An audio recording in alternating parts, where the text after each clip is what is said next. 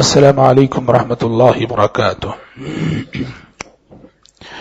ان الحمد للہ نحمده ونستعینه ونستغفره ونعوذ باللہ من شرور انفسنا ومن سیئات اعمالنا من يهده الله فلا مضل له ومن يضلل فلا هادي له واشهد ان لا اله الا الله وحده لا شريك له وأشهد أن محمدا عبده ورسوله أما بعد فإن خير الحديث كتاب الله وخير الهدي هدي محمد صلى الله عليه وسلم وشر الأمور محدثاتها وكل محدثة بدعة وكل بدعة ضلالة وكل ضلالة في النار. أعوذ بالله السميع العليم من الشيطان الرجيم من همزه ونفخه ونفسه. انما المؤمنون الذين اذا ذكر الله وجلت قلوبهم واذا تليت عليهم آياته زادتهم ايمانا وعلى ربهم يتوكلون.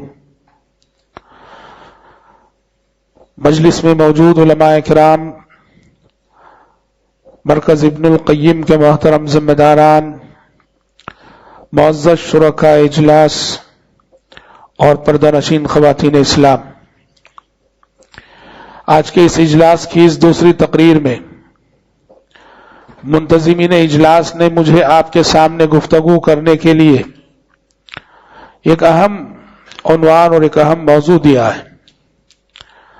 مجھے آپ کے سامنے یہ بتانا ہے کہ ہم اپنے ایمان میں کیسے اضافہ کر سکتے ہیں، اپنے ایمان کو کیسے بڑھا سکتے ہیں، ہمارا ایمان کمزور کیوں ہوتا ہے. اسی حوالے سے میں نے سورۃ الانفال کی وہ آیت تلاوت کی جس میں اللہ تبارک و تعالیٰ نے ہمارے اس مضمون کی وضاحت فرمائی. اللہ تعالیٰ نے کہا کہ انما المؤمنون الذین اذا ذکر اللہ وجلت قلوبہم. اہل ایمان کی پہچان کیا ہے، مومنوں کی پہچان کیا ہے؟ کہا کہ اہل ایمان کی پہچان یہ ہے کہ جب ان کے سامنے اللہ کا ذکر ہوتا ہے تو ان کے دل کانپ اٹھتے ہیں. وَإِذَا تُلِيَتْ عَلَيْهِمْ آيَاتُهُ زَادَتْهُمْ إِيمَانًا. اور جب ان کے سامنے اللہ کی آیتیں پڑھی جاتی ہیں ان کے ایمان میں اضافہ ہو جاتا ہے. وَعَلَى رَبِّهِمْ يَتَوَكَّلُونَ. اور یہ اہل ایمان ہر معاملے میں اپنے رب ہی پر بھروسہ کرتے ہیں، توکل کرتے ہیں. حضرات، اس حقیقت میں میرا اور آپ کا اختلاف نہیں ہوگا کہ اس دنیا میں میرے اور آپ کے پاس جو سب سے قیمتی متاع ہے وہ ہمارا ایمان ہے. میرے اور آپ کے پاس جو سب سے عظیم دولت ہے وہ ایمان ہے. میرے اور آپ کے پاس جو سب سے عظیم سرمایہ ہے وہ ایمان ہے. اس زمین پر ایمان سے بڑی کوئی دولت نہیں، ایمان سے بڑا کوئی سرمایہ نہیں، ایمان سے بڑا کوئی اور انعام نہیں، اور ایمان سے بڑی کوئی اور قیمتی متاع نہیں. ہم جو ہمارے دل میں اللہ پر، اس کے رسولوں پر، آخرت کے دن پر، آسمانی کتابوں پر، اچھی اور بری تقدیر پر اور فرشتوں پر جو ایمان رکھتے ہیں، یہ ایمان ہمارے وجود کا سب سے اہم حصہ ہے. اور اسی ایمان کی وجہ سے ہمارا وجود اس زمین پر اہمیت کا حامل ہے. یہی وجہ ہے کہ یہ ایمان جس دل میں داخل ہو جائے اس دل سے ایمان کو نکالنا دنیا کی کسی طاقت کے بس میں نہیں ہوتا ہے. دنیا کا بڑا سے بڑا ظالم، بڑا سے بڑا جابر، بڑا سے بڑا حکمران ظلم کے بل پہ ہمارے دلوں میں موجود ایمان کو نکالنا چاہے ناممکن ہے. ایمان جب دل میں ایک مرتبہ داخل ہو جاتا ہے، جو سچائی کے ساتھ ایمان کو قبول کرتا ہے، سازشی ذہن سے نہیں، نفاق کے ذہن سے نہیں، جو صدق دل اور سچائی سے ایمان کو قبول کرتا ہے، دنیا کی کسی طاقت میں دم نہیں کہ وہ اس دل سے ایمان کو نکال سکے. شاہ روم ہرقل نے ابو سفیان سے کئی سوالات کیے تھے پیارے نبی صلی اللہ علیہ وسلم کے سلسلے میں معلومات لینے کے لیے، اور یہ اس وقت کی بات ہے جب ابو سفیان ابھی مسلمان نہیں ہوئے تھے. ہرقل نے پوچھا تھا هل يرتد احد سخطة لدينه، کہا کہ ابو سفیان بتاؤ یہ جو شخص نبی ہونے کا دعویٰ کر رہا ہے مکے میں محمد، کیا کوئی شخص اس کے دین میں داخل ہونے کے بعد مرتد بھی ہوا ہے اب تک؟ اس کے دین میں داخل ہونے کے بعد دین کو چھوڑ کے ہٹا بھی ہے کیا دین سے؟ ابو سفیان اس وقت دشمن تھے اور دشمن نمبر 1 تھے اس وقت، اور انہوں نے شاہ روم کے دربار میں یہ گواہی دی کہ آج تک کبھی ایسا ایک واقعہ بھی نہیں ہوا کہ کوئی اس ایمان کی دولت کو قبول کیا ہو، اسلام میں داخل ہوا ہو اور پھر مرتد ہوا ہو، ایسا نہیں ہوا۔ تو ہرقل نے اس وقت ابو سفیان سے کہا تھا کذالک الایمان اذا خالطت بشاشتہ القلوب، کہا کہ ابو سفیان ایمان کی پہچان یہی ہے کہ ایمان کی حلاوت، ایمان کی چاشنی، ایمان کی لذت جب کسی دل میں داخل ہو جاتی ہے تو پھر اس دل سے اس کو نکالنا دنیا کے لیے ممکن نہیں ہوتا ہے۔ حضرات، کتاب و سنت سے یہ مضمون بھی ثابت ہے کہ ایمان جو ہمارے دلوں میں ہوتا ہے، سب کا ایمان ایک جیسا نہیں ہوتا ہے۔ ایمان کے درجات ہیں، ایمان کے مراتب ہیں، ایمان کے بھی کیٹیگریز ہیں۔ اگر فرض کرو یہاں 200 لوگ موجود ہیں، 200 لوگوں کا ایمان 200 درجوں کا ہوگا، بہت فرق ہوتا ہے۔ کسی کا ایمان بہت کمزور، کسی کا تھوڑا کمزور، کسی کا مضبوط، کسی کا بہت مضبوط، اور مضبوط ہوتا ہے تو اتنا مضبوط ہوتا ہے کہ آدمی اپنی جگہ جسمانی اعتبار سے کتنا کمزور صحیح، اپنے ایمان کی طاقت کی وجہ سے اپنی جگہ وہ ایک پہاڑ بن جاتا ہے۔ اسی معنی میں قرآن مجید نے صحابہ کو پہاڑ سے تشبیہ دی۔ یہ جو صحابہ کی جماعت کیا ہے، یہ ان میں سے ایک ایک شخص بھی جبل ہے، جبل ہے۔ کہا وَإِن كَانَ مَكْرُهُمْ لِتَزُولَ مِنْهُ الْجِبَالُ، وَإِن كَانَ مَكْرُهُمْ لِتَزُولَ مِنْهُ الْجِبَالُ، سورہ ابراہیم کی آیت ہے کہ کفار اور مشرکین کی سازشیں ان پہاڑوں کو اپنی جگہ سے ہلا نہ سکی۔ مفسرین نے لکھا یہاں پہاڑوں سے مراد کیا ہے؟ 2 تفسیریں کی گئی۔ مشہور تفسیر یہ ہے کہ یہاں پہاڑوں سے مراد صحابہ کی شخصیتیں ہیں۔ کہا کہ کافروں نے، مشرکوں نے بڑی سازشیں ضرور کی، لیکن وہ اپنی سازشوں کے ذریعے سے ان پہاڑوں کو اپنی جگہ سے ہلا نہ سکی۔ ہر صاحب ایمان اپنی جگہ ایک جبل ہے، ہر صاحب ایمان اپنی جگہ ایک پہاڑ ہے۔ تو پتہ چلا کہ ایمان جب بڑھتا ہے تو وہ پہاڑوں کی مانند جو ہے مضبوط ہو جاتا ہے۔ اسی لیے حضرات، قرآن مجید میں، کتاب و سنت میں ہمیں جا بجا یہ دعوت ملتی ہے، اپنے ایمان کا محاسبہ کرو، دیکھو کہ تمہارا ایمان کس درجے میں ہے، دیکھو کہ تمہارا ایمان کس درجے کا ہے۔ چنانچہ اللہ تعالیٰ نے قرآن مجید میں فرمایا یا ایھا الذین آمنوا آمنوا باللہ ورسولہ، اے ایمان والو اللہ اور اس کے رسول پہ ایمان لے آؤ۔ غور کرنے کی بات ہے، خطاب کس سے ہے؟ ایمان والوں سے خطاب ہے۔ قرآن خود کہہ رہے ہیں یا ایھا الذین آمنوا، اے وہ لوگوں جو ایمان لائے ہو۔ ایمان والوں سے خطاب کر کے قرآن کہتا ہے آمینو، ایمان لاؤ۔ قرآن خود کہہ رہا ہے کہ تم ایمان لا چکے ہو، پھر کہہ رہا ہے کہ ایمان لاؤ۔ اے ایمان والو ایمان لاؤ، کیا مطلب ہے؟ مطلب یہ کہ اپنے ایمان کی تجدید کرو۔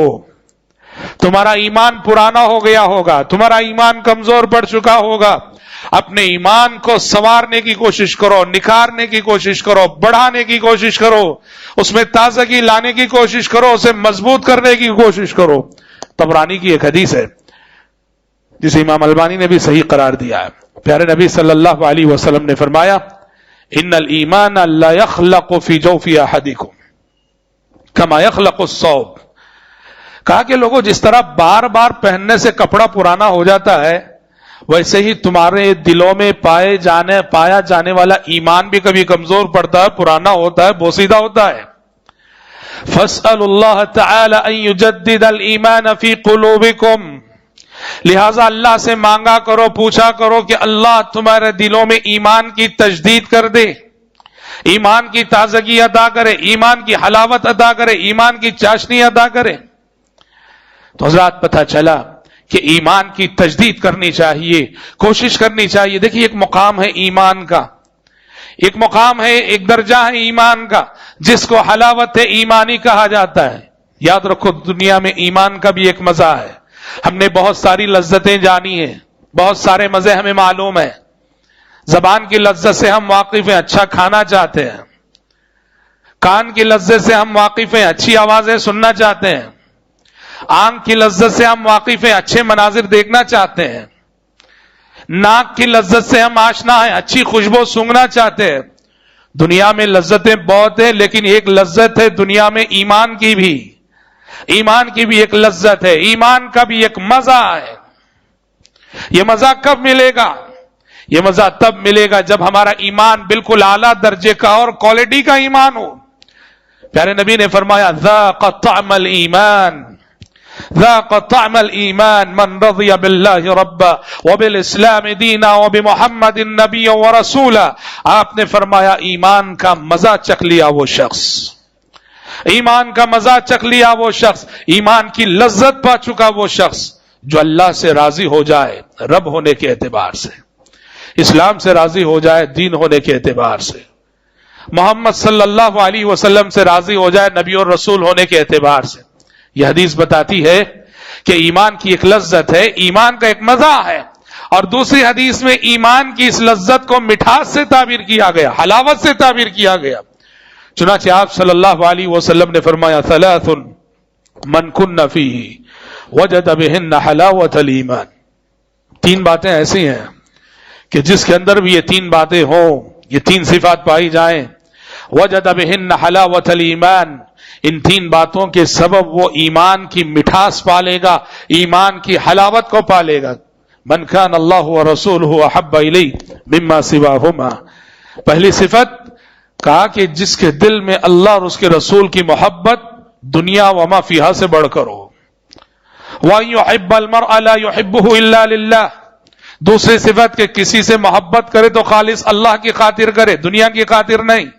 کسی کو چاہے تو خالص اللہ کی خاطر, دین کی خاطر چاہے, اس لیے چاہے کہ وہ نیک ہے, وہ متقی ہے, وہ خدا ترس ہے, وہ بااخلاق ہے, وہ موحد ہے, وہ متبع کتاب و سنت ہے.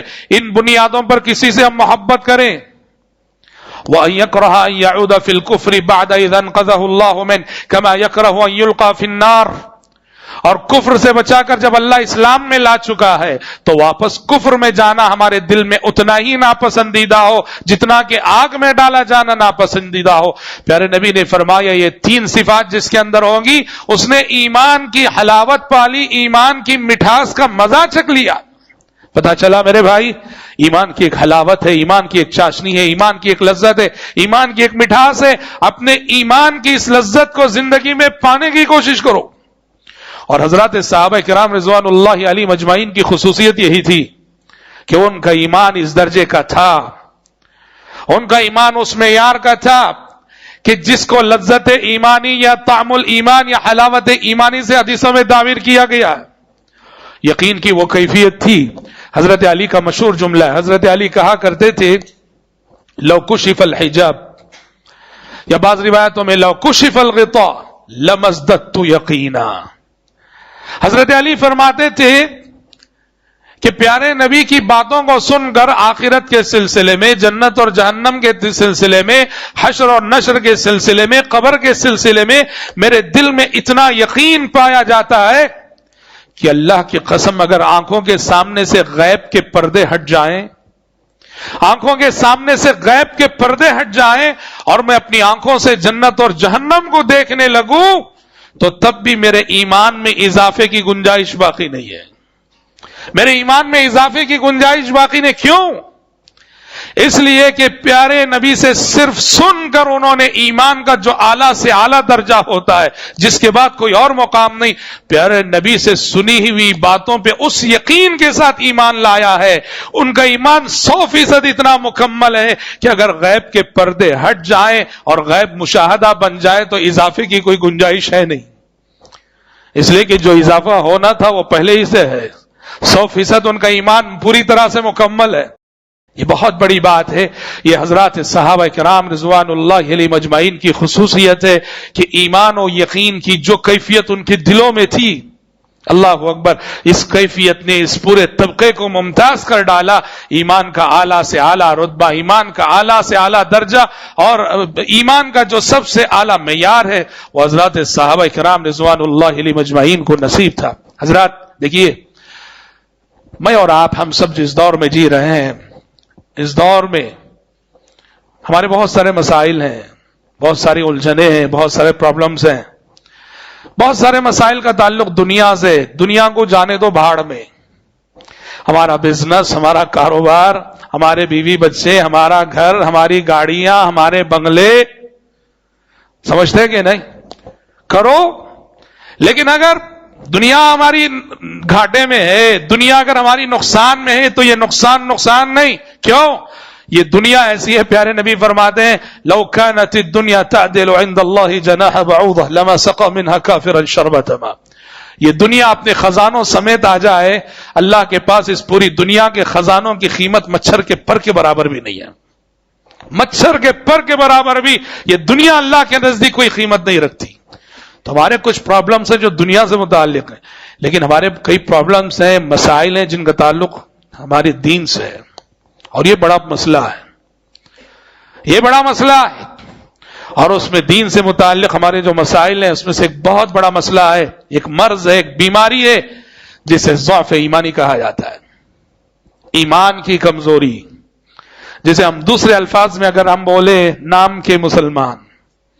نام کے مسلمان مسلمان اس لیے ہیں کہ گھر بیٹھے اسلام کی دولت مل گئی. مسلم ماں باپ کے گھر پیدا ہو گئے، وہ تو اللہ کا فضل ہوا.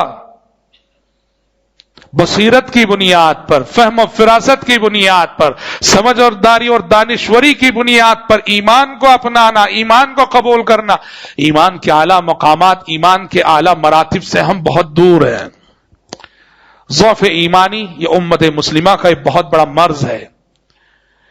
ایمان کی کمزوری، ایمان کا فقدان، ایمان کے اعلیٰ درجات سے دوری، ایمان کے اعلیٰ مراتب سے ناواقفیت، عدم واقفیت، یہ ہمارا بہت بڑا مسئلہ ہے. اس لیے حضرات آج کے اس خطاب میں کچھ اسباب میں آپ کے سامنے ذکر کرنا چاہوں گا جس سے ہم اپنے ایمان کو بڑھا سکتے ہو، ایمانی کیفیت پیدا کریں، ایمانی حلاوت پیدا کریں، ایمان میں چاشنی پیدا کریں، اپنے ایمان میں لذت پیدا کریں. صحابہ کرام رضوان اللہ علیہم اجمعین اپنے ایمان میں جو لذت محسوس کرتے تھے، جو مضبوطی اپنے ایمان میں وہ محسوس کرتے تھے، وہ مضبوطی ہم کیسے لائیں اپنے اندر؟ کچھ اسباب میں آپ کے سامنے ذکر کرتا ہوں، اور آسان ہے. ایسا نہیں کہ یہ اسباب ان کو اپنانا کوئی مشکل کام ہے، بس عزم کرنے کی ضرورت ہے، ارادہ کرنے کی ضرورت ہے. اور عزم اور ارادے کے ساتھ جستجو، محنت، کوشش ہو تو یقیناً آپ محسوس کریں گے. اور اس سلسلے میں حضرات سب سے پہلی چیز، اپنے ایمان کو واقعی ایمان بنانا چاہتے ہو، اپنے ایمان کو واقعی یقین کے درجے پہ لے جانا چاہتے ہو، اس کا سب سے بڑا اور سب سے پہلا ذریعہ ہے اللہ رب العالمین کی سچی معرفت. اللہ رب العالمین کی سچی معرفت، اللہ تبارک و تعالی کو علمی بنیادوں پر جاننا. فَاعْلَمْ أَنَّهُ لَا إِلَهَ إِلَّا اللَّهُ. سورہ محمد میں کہا گیا ہے پیغمبر لا الہ الا اللہ کو جان لیجئے. پیغمبر سے خطاب کر کے کہا جا رہا ہے توحید جو اللہ کا بنیادی حق ہے اس کو جان لیجئے، اس کا علم حاصل کیجئے. فَاعْلَمْ أَنَّهُ لَا إِلَهَ إِلَّا اللَّهُ. اور پہلی وحی میں بھی اسی طرف اشارہ ہے. پہلی وحی میں صرف یہ نہیں کہا گیا اقرا، صرف یہ نہیں کہا گیا پڑھیے، نہیں، اقرا کے ساتھ ساتھ بسم ربک کی قید بھی لائی گئی. اپنے رب کے نام سے پڑھیے، اپنے رب کے نام سے پڑھیے. اقرا بسم ربک الذی خلق. حضرات اللہ کی معرفت، اللہ کی پہچان یہ ایمان کو بڑھانے کا بہت بڑا ذریعہ ہے. اس کی عظمت کو ہم جانیں گے، اس کی رحمت کو ہم جانیں گے، اس کی قدرت کو ہم جانیں گے، اس کی گرفت کو ہم جانیں گے، اس کے فضل کو ہم جانیں گے، اس کے انعامات کو ہم جانیں گے، اس کی پکڑ کو ہم جانیں گے. رب العالمین کی جس قدر ہمیں معرفت حاصل ہوگی اسی قدر ہمارے ایمان میں بھی اضافہ ہوگا. اس لیے کہا گیا من کان باللہ عارف کان بہ اخوف، من کان باللہ عارف کان بہ اخوف. جو اللہ کو جس قدر جانے گا وہ اللہ سے اسی قدر ڈرے گا. اور قرآن نے سورہ فاطر میں فرمایا انما یخشی اللہ من عبادہ العلماء. اللہ تعالیٰ سے صحیح معنوں میں جیسا ڈرنا چاہیے ویسا کون ڈریں گے؟ اللہ کو جاننے والے بندے ڈریں گے. علماء یعنی اللہ کو جاننے والے بندے جو اللہ کو واقعی معنوں میں جانیں گے وہ اللہ سے کما حق کو ڈریں گے. اللہ کی معرفت یہ ایمان میں اضافے کا سب سے بنیادی سبب ہے. حضرات دیکھیے اللہ کی معرفت اور اللہ کی پہچان کی جب بات ہم کرتے ہیں، اللہ کی ذات کو تو کسی نے دیکھا نہیں، اللہ کی ذات کے سلسلے میں تو ہم کچھ بحث نہیں کریں گے. اللہ تبارک و تعالیٰ کی معرفت اس کی صفات کے حوالے سے، اس کے اسماء حسنہ کے حوالے سے، وَلِلَّهِ الْأَسْمَاءُ الْحُسْنَى فَادْعُوهُ بِهَا، کہ تمام اچھے نام اللہ ہی کے ہیں، ان ناموں سے اس کو پکارا کرو، بلایا کرو. قرآن جو کہتا ہے وہ رحمان ہے، وہ رحیم ہے، وہ سمیع ہے، وہ بصیر ہے، وہ علیم ہے، وہ غفور ہے. اللہ تعالیٰ کا ہر نام اپنے اندر اللہ کی ایک صفت کو لیے ہوئے ہے. اللہ تعالیٰ کی ان صفات کا علم جس قدر ہمیں ہوگا اللہ تبارک و تعالیٰ سے اسی قدر ہم ڈریں گے. اگر دوسرے الفاظ میں ہم کہیں اللہ کی معرفت ہمارے اندر احسان کی کیفیت پیدا کرے گی. اور احسان کسے بولتے ہیں؟ احسان اس تصور سے زندگی گزارنا گویا کہ ہم اللہ کو دیکھ رہے ہیں. یا ہم جب حدیث سنتے ہیں احسان کی، اس کو صرف ہم نماز کو لے کے سوچتے ہیں. احسان کی جب بات آتی ہے تو صرف نماز کی حد تک کہ نماز میں یوں کھڑے ہونا گویا کہ اللہ کو دیکھ رہے. سچ ہے نماز میں تو مطلوب ہے، لیکن یہ احساس مسجد کے باہر بھی مطلوب ہے. ان تعبد اللہ کانک تراہ فإن لم تکن تراہ فإنہ یراک. یہ احساس کہ گویا کہ ہم اللہ کو دیکھ رہے ہیں، یا وہ احساس نہیں پیدا کر سکتے تو پھر یہ احساس کہ وہ تو ہمیں دیکھ رہا ہے. یہ ہر جگہ مطلوب ہے. یہ احساس دکان میں بھی، مکان میں بھی، مسجد میں بھی، گھر میں بھی، سفر میں بھی، حضر میں بھی، بازار میں بھی، ہر جگہ یہ احساس مطلوب ہے جسے حدیث میں احسان کہا گیا ہے. تو اللہ تعالیٰ کی پہچان اور اللہ کی معرفت یہ ایمان میں اضافے کا، ایمان کو بڑھانے کا ایک پہلا سبب ہے. اسی طرح سے حضرات ایمان میں زیادتی کا ایک دوسرا سبب ہے قرآن مجید سے ہمارا تعلق، قرآن مجید سے ہمارا رشتہ. دیکھو قرآن نے خود قرآن کو بارش سے تشبیہ دی ہے. قرآن نے خود قرآن کو کیا کہا؟ یہ بارش ہے. یہ جس طرح ایک بنجر زمین، سوکھی زمین پہ آسمان سے بارش ہوتی ہے، اس زمین میں زندگی آتی ہے، نباتات اگتے ہیں، پیداوار آتی ہے، ویسے ہی جو مردہ ضمیر ہے، مردہ دل ہے، قرآن مجید کی بارش اگر ان دلوں پر ہوتی ہے تو ان دلوں میں زندگی پیدا ہو جاتی ہے. قرآن سے ہمارا رشتہ یہ ہمارے ایمان کی مضبوطی کا بہت بڑا ذریعہ ہے. قرآن مجید کو پڑھنا، قرآن مجید کو سمجھنا اور قرآن مجید میں تدبر کرنا. 3 مرحلے ہیں دیکھیے. ایک ہے اس کی تلاوت، اور ایک ہے قرآن مجید کی فہم اور سمجھ، اور ایک ہے قرآن مجید میں تدبر. اور یہ تینوں ایمان میں اضافے کا باعث ہے، اور تینوں کا درجہ الگ ہے.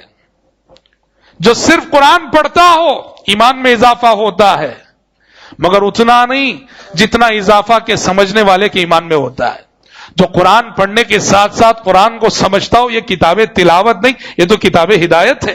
کتاب تلاوت تو ہے، کتاب تلاوت سے بڑھ کر کتاب ہدایت ہے. اچھا، جو کتاب قرآن پڑھتا بھی ہو، سمجھتا بھی ہو، اس کے ایمان میں اضافہ ہوگا، لیکن اتنا نہیں جتنا کہ تدبر کرنے والے کا ہوگا. قرآن میں تدبر یہ بہت اونچا مقام ہے، جس کے لیے عربی زبان کے اصول اور قواعد سے واقفیت بہت ضروری ہے. سلف صالحین کی تفاسیر سے واقفیت بہت ضروری ہے. جو ان 3 مراتب کو جمع کر لے، تلاوت بھی، سمجھ بھی، تدبر بھی، اللہ کی قسم وہ دیکھے گا اس کا ایمان کا بھی کمزور پڑ ہی نہیں سکتا ہے، کبھی نہیں ہو سکتا. قرآن سے ہمارا رشتہ ہو اور ہمارا ایمان کمزور ہو، یہ نہیں ہو سکتا. انما المؤمنون الذين اذا ذكر الله وجلت قلوبهم واذا تليت عليهم آياته زادتهم ایمانا. جس آیت سے ہم نے اپنی تقریر کا آغاز کیا، مومن تو وہ ہیں کہ ان کے سامنے جب اللہ کی آیتیں پڑھی جاتی ہیں تو ان کے ایمان میں اضافے کا باعث بنتی ہیں. اور قرآن جس طرح سے پڑھنا ایمان میں اضافے کا باعث ہے، قرآن کا سننا بھی ایمان میں اضافے کا باعث ہے. یہ عجیب و غریب کتاب ہے، اللہ اکبر، اس کو پڑھو بھی تو ایمان میں اضافہ کرتی ہے، اس کو سنو بھی تو ایمان میں اضافہ کرتی ہے۔ اللہ کے آپ ایک احساس میں سمجھتا ہوں آپ میں سے بہت سو کو یہ احساس ہوا ہوگا، مسجد حرام میں رمضان کے مہینے میں تراویح کی نماز میں، اللہ اکبر، ان نورانی راتوں میں جب امام حرم کے ساتھ کھڑے ہو کر امام حرم کے پیچھے ہم قرآن مجید کی تلاوت کو سن رہے ہوتے ہیں، اللہ کی قسم وہ لوگ نہیں جو عربی جانتے ہوں، وہ لوگ جو عربی زبان سے نہ آشنا ہے، نہ واقف ہیں، یہ تلاوت قرآن کا سننا ان کی آنکھوں سے بھی آنسو بہا دیتا ہے۔ کتنے لوگ ہیں وہ سمجھتے نہیں کہ کیا پڑھا جا رہا ہے، لیکن قرآن مجید کی آیات کے سننے کا اتنا اثر ان کے دلوں پر ہو رہا ہے کہ ان کا تاثر آنکھوں کے آنسوؤں کی شکل میں ظاہر ہو جاتا ہے۔ اس لیے پیارے نبی صلی اللہ علیہ وسلم جہاں قرآن کثرت سے پڑھتے تھے، وہیں آپ کو یہ بات بہت پسند تھی، آپ قرآن صحابہ سے سنتے بھی تھے، صحابہ کہتے اللہ کے نبی قرآن اترا آپ پہ اور ہم پڑھیں، ہم سنائیں آپ کو، تو پیارے نبی فرماتے کہ جس طرح قرآن کا پڑھنا مجھے پسند ہے اسی طرح قرآن کا سننا بھی مجھے پسند ہے۔ ابی بن کعب سے نام لے کے کہا کہ ابی ذرا سورۃ البینہ سناؤ، اللہ نے حکم دیا ہے، اللہ نے حکم دیا ہے۔ حضرت ابی بن کعب رو پڑے، کہا کہ اللہ کے نبی کہ اللہ نے میرا نام لے کے کہا کہ ابی بن کعب سے سورۃ البینہ سنو، کہا کہ ہاں تمہارا نام لے کے کہا، رو پڑے حضرت ابی بن کعب رضی اللہ عنہ۔ عبداللہ بن مسعود رضی اللہ عنہ کہتے ہیں پیارے نبی نے ایک مرتبہ کہا کہ ابن مسعود ذرا قرآن سناؤ، کہتے ہیں میں سنانے لگا، سورۃ النساء پڑھنے لگا، اور پڑھتے پڑھتے جب میں اس آیت پہ پہنچا فَكَيْفَ إِذَا جِئْنَا مِنْ كُلِّ أُمَّةٍ بِشَهِيدٍ وَجِئْنَا بِكَ عَلَى هَؤُلَاءِ شَهِيدًا، روز محشر کا منظر نامہ، کہا کہ اس وقت کیا عالم ہو گئے پیغمبر جب ہم ہر امت سے گواہ کو اٹھا کھڑا کریں گے، اور اے پیغمبر آپ کو ان سارے انسانوں پہ گواہ بنا کے ہم حشر کے میدان میں کھڑا کریں گے۔ عبداللہ بن مسعود رضی اللہ عنہ کہتے ہیں یہ آیت جب میں پڑھنے لگا تو پیارے نبی نے کہا حسبک، رک جاؤ عبداللہ بن مسعود، کہتے ہیں نظر اٹھا کے دیکھا تو کیا دیکھتا ہوں کہ پیارے نبی زار و قطار رو رہے اور آپ کی آنکھوں سے آنسو جاری ہیں، صلوات اللہ وسلام علیہ۔ قرآن حضرات یاد رکھو، قرآن سے جڑ جاؤ، قرآن سے دور رہو گے اپنی متاع ایمان کو گواؤ گے، اپنے ایمان کو کمزور کرو گے۔ قرآن سے جڑ جاؤ، کوشش کرو، اگر تلاوت نہیں آتی ہے تو پہلے تلاوت کی کوشش کرو، پھر سمجھنے کی کوشش کرو، پھر عمل کی کوشش کرو، قرآن سننے کی کوشش کرو۔ قرآن سننا تو آج کتنا آسان ہو گیا الحمدللہ، جدید آلات کی وجہ سے اور جدید وسائل کی وجہ سے۔ تو قرآن مجید سے ہمارا رشتہ یہ ایمان میں اضافے کا بہت بڑا سبب ہے اور ایمان میں اضافے کا باعث ہے۔ اسی طرح سے حضرات ایمان میں اضافے کا ایک اور بہت بڑا سبب وہ ہے اس کائنات میں غور و فکر کرنا، کائنات میں تدبر کرنا، کہ یہ کائنات کا ذرہ ذرہ، کائنات کی ایک ایک مخلوق، یہ کائنات کا نظام، واللہ اگر آپ کائنات میں غور کریں گے کائنات کا ذرہ ذرہ رب العالمین کی قدرت کا پتہ دے رہا ہے۔ مطلب انسانوں کا مسئلہ یہ ہے وہ چلتے پھرتے مردے بنے ہوئے ہیں، آنکھیں رکھ کر بھی اندھے بنے ہوئے ہیں، اسی لیے قرآن کہتا ہے وَكَأَيٍّ مِّنْ آيَةٍ فِي السَّمَاوَاتِ وَالْأَرْضِ يَمُرُّونَ عَلَيْهَا وَهُمْ عَنْهَا مُعْرِضُونَ، کہ زمین میں قدم قدم پر اللہ کی قدرت کو بتانے والی کتنی نشانیاں ہیں کہ انسان اندھے بن کے ان نشانیوں پر سے گزر جاتے ہیں۔ قرآن دعوت دیتا ہے کہ کائنات میں غور کرو، کائنات میں اللہ تبارک و تعالیٰ نے جو نظام، ہمارا جو نظام شمسی ہے، ہمارے جو شب و روز ہیں، بارش کا جو سسٹم ہے، نباتات کو اگانے کا جو نظام ہے اللہ تبارک و تعالیٰ کا، اور پھر کائنات کی جو مخلوقات ہمارے سامنے ہیں، چھوٹی چھوٹی مخلوقات، اللہ نے مچھر کی مثال دی قرآن کے اندر، دیکھ لو کہ مچھر کے اندر یہ اللہ تعالیٰ کی تخلیق کی کیسے شاہکار مخلوق ہے مچھر۔ قرآن مجید نے شہد کی مکھی کی مثال دی، شہد کی مکھی میں غور کرو۔ دعوت تفکر دی قرآن نے، غور و فکر کرنے کی دعوت دی قرآن نے۔ اللہ کی قسم کائنات کی مخلوقات میں اگر ہم غور کرتے جائیں گے، ایک ایک مخلوق کے اندر ایسے حیرت انگیز کرشمے اللہ نے رکھے ہیں۔ دیکھیے اونٹ، یہ مثال دے رہا ہوں میں، اللہ نے ان مخلوقات کے اندر قدرت کے کیسے کرشمے رکھے ہیں۔ اونٹ ایک ایسا جانور ہے جو کہاں جیتا ہے؟ جو صحرا میں جیتا ہے، صحرا میں رہتا ہے. اور آپ کو معلوم ہے صحرا کی خصوصیت ہے، صحرا میں جلدی پانی نہیں ملتا. صحرا میں پانی جلدی نہیں ملتا. اب قرآن خود کہتا ہے کہ ہر زندہ مخلوق کی زندگی کے لیے پانی ضروری ہے. اونٹ جیتا ہے صحراؤں میں جہاں کے پانی نہیں ملتا، بہت مشکل سے ملتا ہے. اور صحرا کی ایک دوسری خصوصیت یہ بھی ہے کہ صحرا میں جب ہوائیں چلتی ہیں نا تو کافی مٹی وغیرہ اڑتی ہے. آندھیاں جب چلتی ہیں کافی مٹی اڑتی ہے. تو صحرا میں دو بڑے مسائل. اللہ نے دیکھو چونکہ صحرا میں رہتا اونٹ، یہ اس اونٹ کے اندر اللہ نے کیا نظم رکھا ہے؟ صحرا میں پانی نہیں ملتا نا، اس لیے اونٹ کے اندر اللہ نے ایک واٹر ٹینک رکھ دیا اندر، ہے نا. اونٹ جب پانی پیتا ہے صرف اپنی پیاس نہیں بجھاتا، وہ پہلے اپنے ٹینک فل کرتا ہے. وہ سمجھتے ہیں کیوں؟ پانی اگر نہ ملے وہ تھوڑا تھوڑا کر کے جو ہے وہ اندر جو ٹینک میں اس نے اسٹور کر کے رکھا ہے وہ تھوڑا تھوڑا کر کے پیتے رہتا، اپنی زندگی کو جو ہے گزارے جاتا ہے. کتنی بڑی بات ہے. اچھا، جیسے ہم نے کہا کہ صحرا میں ہوائیں چلتی ہیں، آندھیاں چلتی ہیں اور مٹی کو اڑاتی ہیں. اب ظاہر بات ہے کہ آنکھیں کھلی رکھ کے چلنا بہت مشکل ہے ایسے. اس میں اونٹ کی ایک دوسری خصوصیت بتاتے ہیں. اونٹ وہ واحد جانور ہے جو آنکھ بند کر کے بھی دیکھتا ہے. آنکھ بند کر کے بھی دیکھتا ہے اونٹ. آنکھ بند کر کے وہ مٹی سے خود کو بچاتا ہے، لیکن سفر بھی جاری ہے، رکنے کی ضرورت نہیں. اسے دکھ بھی رہا ہے، آنکھ بند کر کے بھی وہ دیکھتا. قرآن دعوت دیتا ہے کہ غور کرو کائنات کی مخلوقات میں. اور تو چھوڑو، قرآن کہتا ہے وَفِي أَنفُسِكُمْ، اپنی ذات میں غور کرو. وَفِي أَنفُسِكُمْ أَفَلَا تُبْصِرُونَ، اللہ کی قدرت کو سمجھنا چاہتے ہو؟ اس انسان سے بڑھ کر 5-6 فٹ کے انسان سے بڑھ کر جو ہے اور کون سی مخلوق ہو سکتی ہے؟ سر سے پیر تک اللہ تعالیٰ کی قدرت کے ایسے عجیب و غریب نمونے. یہ جو ہماری آنکھ ہے، ہاں، کسی آئی اسپیشلسٹ کے پاس چلے جائیے، پوچھئے کیا کیا کمالات ہیں اس آنکھ کے اندر. کسی ENT ڈاکٹر کے پاس چلے جائیے، پوچھئے ہمارے کان میں کیا کیا کمالات ہیں. کان کے جو پردے اللہ تعالیٰ نے بنائے ہیں، اللہ اکبر. دل کے کام کرنے کا جو سسٹم اللہ تبارک و تعالیٰ نے بنا رکھا ہے. وَفِي أَنفُسِكُمْ، کائنات میں غور کرنے کی دعوت اللہ نے دی. اور یہی وجہ ہے میرے بھائی، پیارے نبی کا معمول تھا.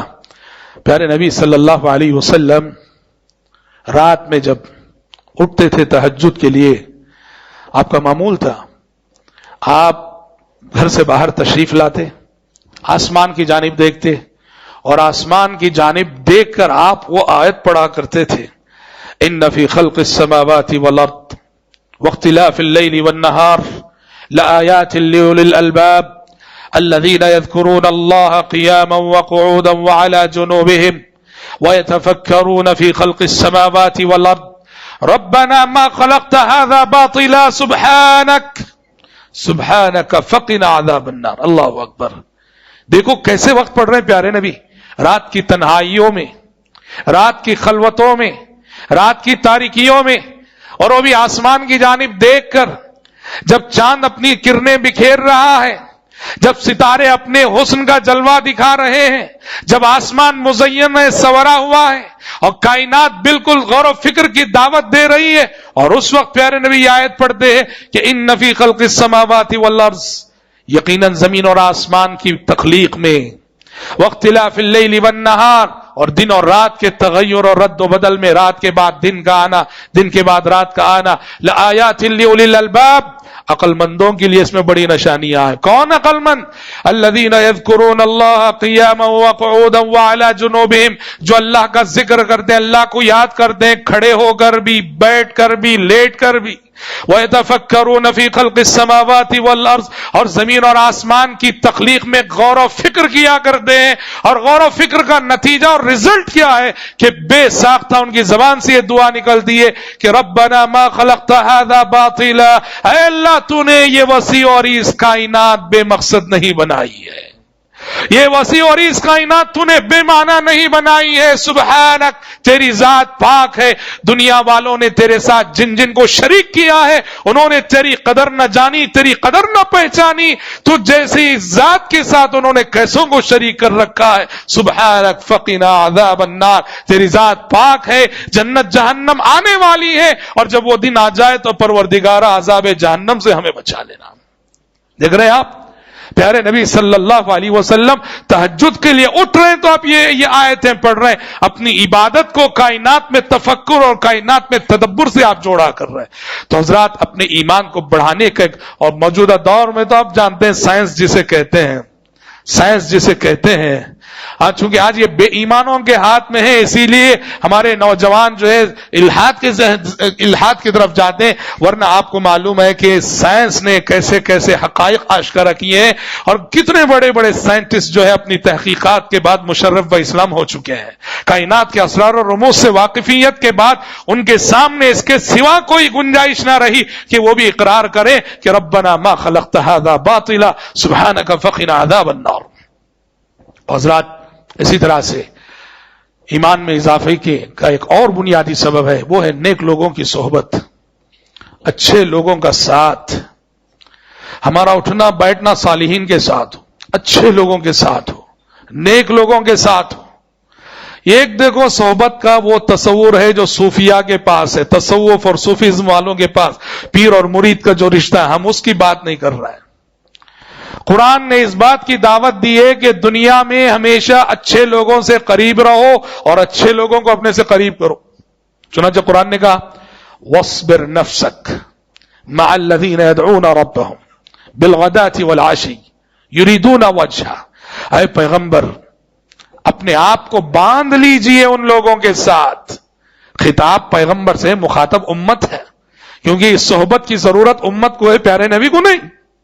لیکن قرآن کا اسلوب ہے کہ پیارے نبی سے خطاب کر کے بہت ساری ایسی تعلیمات دی گئی جس میں مخاطب امت ہے.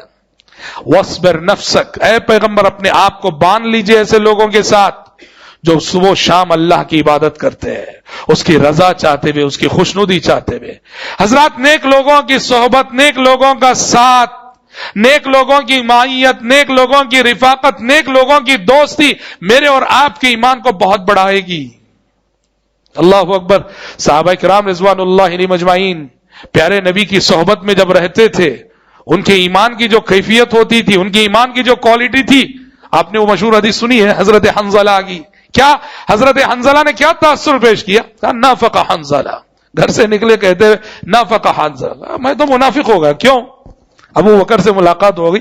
ابو بکر نے کہا کیوں منافق ہو گئے؟ کہنے لگے پیارے نبی کے ساتھ جب رہتا ہوں، پیارے نبی کی مجلس میں رہتا ہوں تو ایمان کا عجیب عالم ہوتا ہے، اور پیارے نبی کی مجلس سے نکل کے گھر آتا ہوں تو وہ کیفیت باقی نہیں رہتی. نفاق اسی کا تو نام ہے کہ پیغمبر کے سامنے ایک کیفیت ہو اور پیچھے ایک کیفیت ہو. وہ سمجھے پیارے نبی کے سامنے جو آ کر انہوں نے اظہار کیا تو کیا فرمایا؟ آپ سب نے فرمایا واللہ لو تدومون علی ما تکونون عندی لصافحتکم الملائکۃ علی الطرق ولکن ساعۃ ساعۃ یا حنظلہ. کہا کہ حنظلہ کیسی بات کر رہے ہو، تمہارے ایمان کی وہ کیفیت جو میری مجلس میں ہوتی ہے، اگر 24 گھنٹے وہی کیفیت رہنے لگے نا تو راہ چلتے فرشتے تم سے مصافحہ کرنے لگیں گے. ولیکن ساعتن ساعتن یا حنظلہ، کہا کہ حنظلہ گھڑی اور گھڑی کی بات ہوتی ہے. کسی گھڑی ایمان جو ہے کافی بلندیوں پہ پہنچ جاتا ہے اور کسی گھڑی اس میں کمی آ جاتی ہے. ایک چیز محسوس کیجئے، پیارے نبی کی صحبت جب میسر ہے تو ایمان کی کیفیت اور ہے، اور نبی کی صحبت سے جب ذرا دور ہو رہے ہیں تو ایمان کی کیفیت اور ہے. حضرت انس ایک جملہ فرماتے ہیں، وہ بھی سمجھنے کی بات ہے. حضرت انس فرماتے ہیں اللہ اکبر، کہتے ہیں کہ پیارے نبی کی جب وفات ہوئی، پیارے نبی کو کیا ہم نے دفن کیا، ہم سبوں نے محسوس کیا کہ ہمارے دل بدل گئے. حتی انکرنا قلوبنا. کہتے ہیں پیارے نبی جب تک ہمارے درمیان رہے، مدینے میں رہے، اس وقت ہمارے دلوں کی کیفیت ہی اور تھی، اور جیسے ہی پیارے نبی کی وفات ہوئی اور ہم سب نے آپ صلی اللہ علیہ وسلم کو دفن کر دیا، ہم نے سب نے محسوس کیا کہ ہمارے دلوں کی کیفیت بدل گئی. سمجھتے ہیں آپ؟ تو ایسے ہی صالحین کی صحبت، نیک لوگوں کی صحبت کا دل پہ بہت اثر پڑتا ہے. اچھا ایک چیز ہے، اب ہر جگہ صالح، متقی، اللہ والے، موحد، کتاب و سنت کے پیروکار، یہ ہر شخص کو نہیں مل سکتے. لیکن اس کمی کو پورا کرنے نیک لوگوں کی صحبت کا ایک آسان ذریعہ یاد رکھنا، وہ کیا ہے جانتے ہیں؟ ان لوگوں کی زندگیوں کو پڑھنا، نیک لوگوں کی لائف ہسٹری پڑھنا. مثلا اگر ابو بکر صدیق رضی اللہ عنہ کی لائف ہسٹری آپ پڑھیں گے، آپ کو یوں لگے گا جیسے ان کے ساتھ جی رہے ہیں آپ. امام ابن تیمیہ کی لائف ہسٹری پڑھیں گے آپ، ان کی زندگی پڑھیں گے، واللہ کہتا ہوں میں، آپ کتاب شروع کرنے سے پہلے آپ کے ایمان کی کیفیت اور رہے گی. ابن تیمیہ کی لائف ہسٹری پڑھو اور دیکھو اپنے ایمان کی کیفیت. یہ وہ لوگ ہیں جن کی زندگی کی ایک ایک سانس ایمان کے سائے میں گزری. اللہ نے ان کی زندگیوں میں برکت رکھی ہے کہ ان کی زندگیوں کو پڑھنے والے کا ایمان بھی کہاں سے کہاں پہنچ جاتا ہے. ابن قیم لکھتے ہیں رحمت اللہ علیہ کہ جب کبھی میں اپنے اندر تھوڑی کمزوری اور فتور محسوس کرتا تو سیدھے شیخ الاسلام ابن تیمیہ کی مجلس میں چلا جاتا اور ان کی مجلس میں جا کے کیا بیٹھتا کہ پھر سے وہ تر و تازگی ایمان کی اپنے اندر آ جاتی. تو حضرات پتا چلا صالحین کی صحبت، نیک لوگوں کی صحبت، یہ بھی ایمان میں تجدید ایمان کا بہت بڑا ذریعہ ہے. اور اسی طرح سے ایک سبب حضرات، وہ اللہ تعالیٰ سے توفیق کا مانگنا، اللہ تعالیٰ سے توفیق طلب کرنا کہ پروردگارہ ہمارے ایمان کو مضبوط کر دے، ہمارے ایمان کی کمزوری کو دور کر دے، ہمارے ایمان میں اضافہ فرما دے. اپنی لینگویج میں کرو، اپنی زبان میں دعا کرو. مسند احمد کی روایت ہے کہ عبداللہ بن مسعود رضی اللہ عنہ دعا کرتے تھے کہ اللہم زدنا ایمانا و یقینا و فقہا، اللہم زدنا ایمانا و یقینا و فقہا. اے اللہ ہمارے ایمان میں اضافہ فرما دے، ہمارے یقین میں اضافہ فرما دے، ہمارے علم اور ہماری فقہ میں اضافہ فرما دے. عبداللہ بن مسعود رضی اللہ عنہ دعا کرتے. پتا چلا کہ اللہ سے مانگنا چاہیے یہ چیز، زیادتی ایمان اور ایمان کی مضبوطی. تو بہرحال اسباب بہت ہو سکتے ہیں. میں نے میرے خیال سے 5 اسباب آپ کے سامنے جو ہے آج ذکر کیے ہیں. کوشش اس بات کی کرنی چاہیے میرے بھائی کہ ہم سب اپنے ضعف ایمانی کا احساس کریں، اپنی ایمان کی کمزوری کا احساس کریں اور اللہ تبارک و تعالی سے ہمیشہ توفیق کے طالب ہوں، مضبوط ایمان کی، مستحکم ایمان کی توفیق کے طلبگار بنے رہیں. اس لیے کہ زندگی واقعی معنوں میں وہی جو ایمان کے سائے میں گزرے، ایمان سے دور رہ کر گزرنے والی زندگی، وہ زندگی بے معنی ہے، وہ زندگی بے حقیقت ہے. دعا ہے رب العالمین سے اللہ تعالیٰ کہنے والے کو اور سننے والوں کو کتاب و سنت کی نصیحتوں پر کہنے اور سننے سے زیادہ عمل کرنے کی توفیق عطا فرمائے. آمین. شکر گزار ہوں میں IRGC کے محترم ذمہ داروں کا جنہوں نے بڑی پرخلوص طریقے سے ہمیں مدعو کیا اور آج آپ کے سامنے گفتگو کرنے کا ضروری موقع ادا کیا. اللہ تعالیٰ سب کی مخلصانہ کوششوں کاوشوں کو شرف قبولیت سے نوازے. آمین. وآخر دعوانا الحمدللہ رب العالمین.